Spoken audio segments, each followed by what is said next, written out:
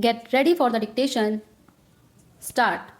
Madam, you are aware that when this life business was nationalized in the year 1956, great expectations and great hopes were entertained by all members of Parliament. In the statement of objects and reasons relating to that measure, the Finance Minister stated that nationalization was necessary and even imperative to achieve the broad objectives of increasing insurance business, to take it to larger areas, including the rural areas, and to give greater returns to policy holders. We have to see, after these few years of the working of this organization, how far we have achieved these great objectives. In the past also, we may remember that many criticisms have been made in regard to the working of this organization. Even the Estimates Committee has gone into this question and examined in detail the various aspects of the working of this organization. That committee has made certain recommendations. Those recommendations are very important and I will advert to them shortly. Before I deal with them, I wish to make one point clear. In spite of the various criticisms and in spite of the various comments made in the House, in the press, and also through various organizations, the working of this organization has not been improved very much. The report which we are discussing today relates to the year 1996. Obviously, it is a very old document and a discussion on this report at this hour perhaps is too late. Nevertheless, a discussion is important if we keep in view some of the fundamental problems that are facing this organization. This report was submitted in November 2001, that is to say, some 45 years after the period of the working of this organization. I do not know why there should be such inordinate delay in submitting reports. The report, madam, deals with various aspects. It does not bring out many things which ought to be properly brought out in a report of this kind. And while reading this report, I was not able to make out the working of this organization and to get a proper understanding of it.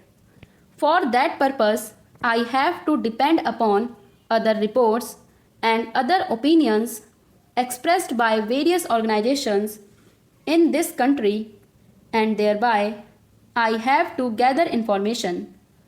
That is why I have to suggest that the report should be comprehensive. I would refer to some of the important problems confronting this organization. The most important among them, in my opinion, is the organizational setup. You remember when this matter came up for discussion in both houses of Parliament at the time of the nationalization of this life business, suggestions were made by certain members.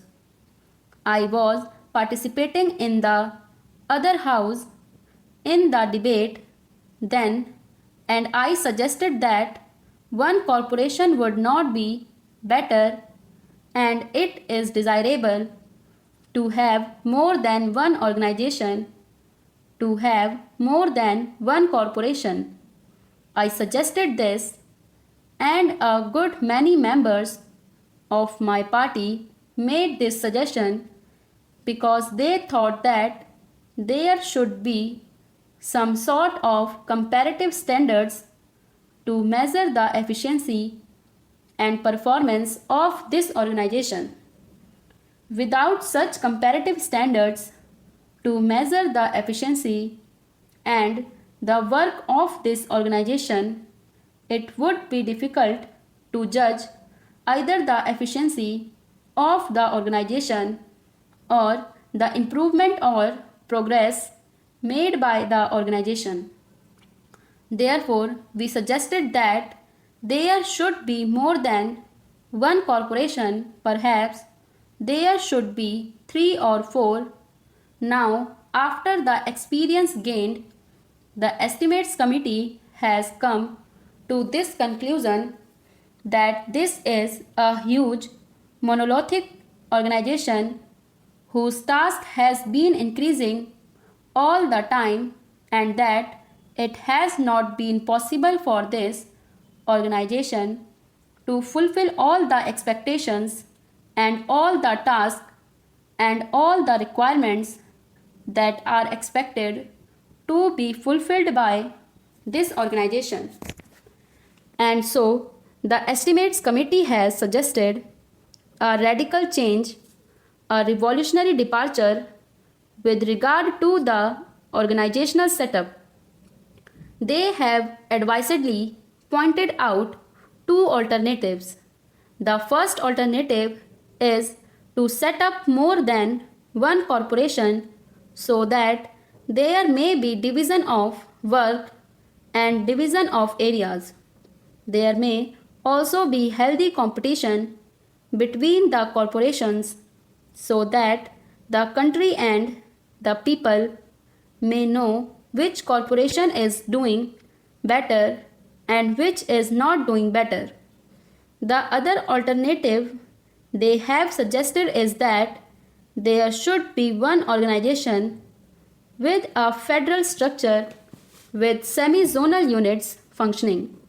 Therefore, I also submit that with this monolithic structure, it would be difficult for the organization to carry out its function more efficiently and in a direction which is healthy and which is progressive. In the first instance, therefore, I would suggest that the ministry should immediately take steps to see that the whole organizational setup is revised and reorganized so that there may be better efficiency and understanding maintained into the working of this great institution. The organization as it is constituted reveals certain inherent defects. The main office is managed by a large number of officials.